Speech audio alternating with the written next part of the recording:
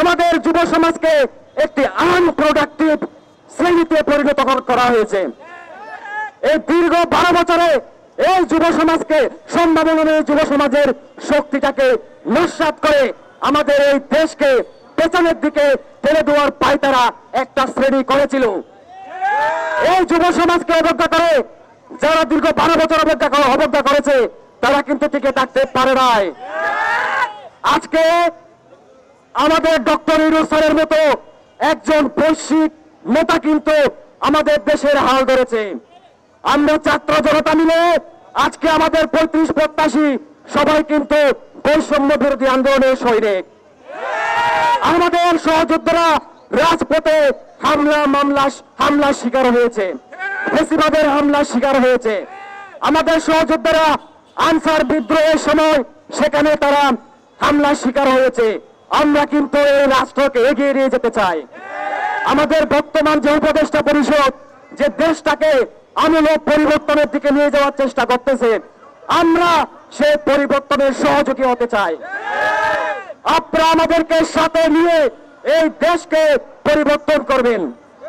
আমাদের দেশে ক্রাইসিসের অভাব নাই। আমরা চাই প্রত্যেকটা ক্রাইসিস আপনারা ধীরে ধীরে নির্মূল করবেন। আপনারা আমাদেরকে বলছেন, আশ্বাস দিচ্ছেন, আমরা মানছি যে আপনারা 1 মাস 2 মাস 2 বছর পরে মানলে তো হবে না। একটা দিন যাচ্ছে, একটা দিন আমাদের শিক্ষার্থীরা 30 বছর পেরিয়ে যাচ্ছে।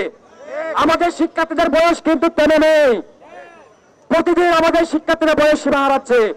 প্রতিদিন আমাদের শিক্ষার্থীরা বয়স সীমা হারিয়ে তার যে মৌলিক অধিকার ছিল এই যে চাকরিতে প্রবেশ করে তারা দেশের উন্নয়ন অগ্রগতিতে তারা অবদান রাখবে, আজকে তারা কিন্তু অবদান রাখতে পারছে না।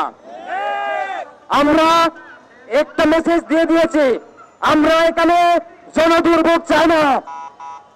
যদি উপদেষ্টা পরিষদ থেকে একটা টিম এসে আমাদেরকে যদি ব্যক্তিহীন সুস্পষ্ট ঘোষণা যদি এই ছাত্র সমাজের সামনে দেয়, তাহলে 1 সেকেন্ডের মধ্যে আমরা আমাদের শিক্ষার্থী সমাজকে নিয়ে আমরা ঘরে ফিরে যাব। কিন্তু যদি সুস্পষ্ট বার্তা আমাদেরকে দেওয়া না হয়, আমরা এই যে দেখছেন এই যুব সমাজ এরা কিন্তু ফ্রাস্ট্রেশনের দিকে চলে যাচ্ছে। আমরা যতক্ষণ সুস্পষ্ট ঘোষণা আসবে না, আমরা রাজপথে লড়াই সংগ্রাম চালিয়ে যাব।